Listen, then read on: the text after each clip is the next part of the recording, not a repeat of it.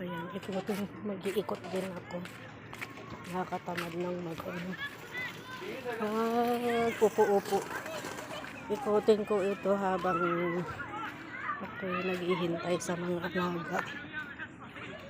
Ilang minuto kaya?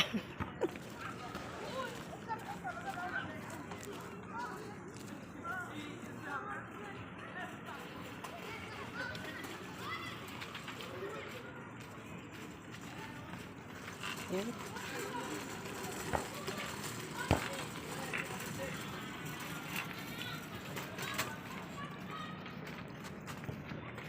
Ikot-ikot.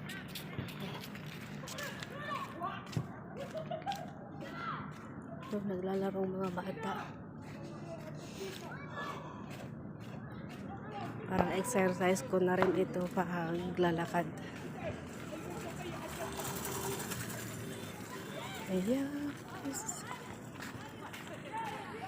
Ayan, kumikasabay.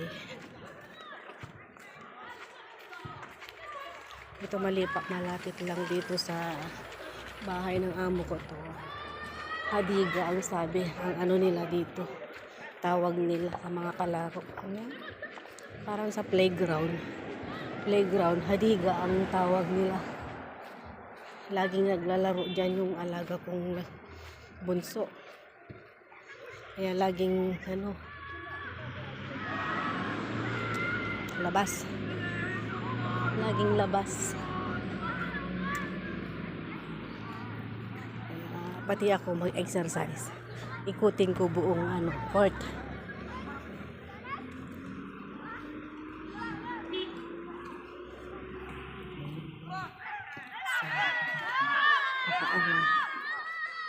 Ikot lang tayo. Ayan. Nakaisang ikot na tayo. Malapit na. Ayan.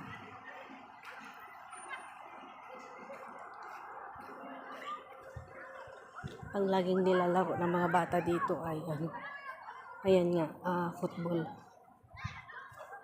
Ayan, may kasali pang may isang babae na halo naglalaro ng football.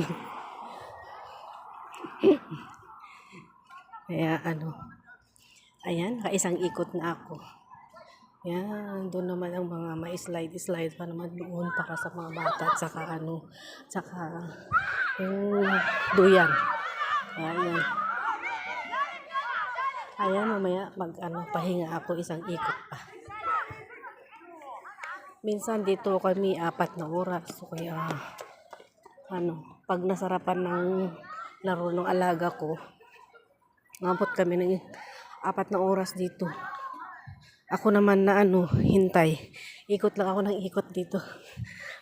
Kasi minsan rin na nakaupo-upo ako dun. Malaki naman na siya kaya hindi ko na siya kailangang bantayan. Yun lang, manghihingi lang ng tubig pag nauhaw na siya. Saka lang niya ako hahanapin. Kaya yan. Ayan. Ayan. Isang ikot na tayo. Pangalawa na ito. Ayan, malapit din dito ng mosque nila. Diyan. Ito ay An-Nafal area. Yung malapit dito sa bahay ng aking among babae. Kaya, pagkasama ko talaga yung mga napupunta ko dito sa amo kong babae. Laging araw-araw ayan, labas.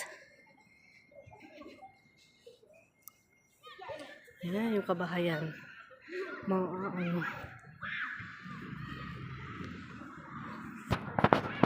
guys, yun lang aking may share sa inyo. Ikot-ikot lang ako nito. Salamat sa inyong panunod, guys. Bye-bye, babu. Ito lang. At ganito lang naman ang aking gagawin. Ikot ng ikot. Kaya, di ko na siya papatagalin, guys. Bye-bye.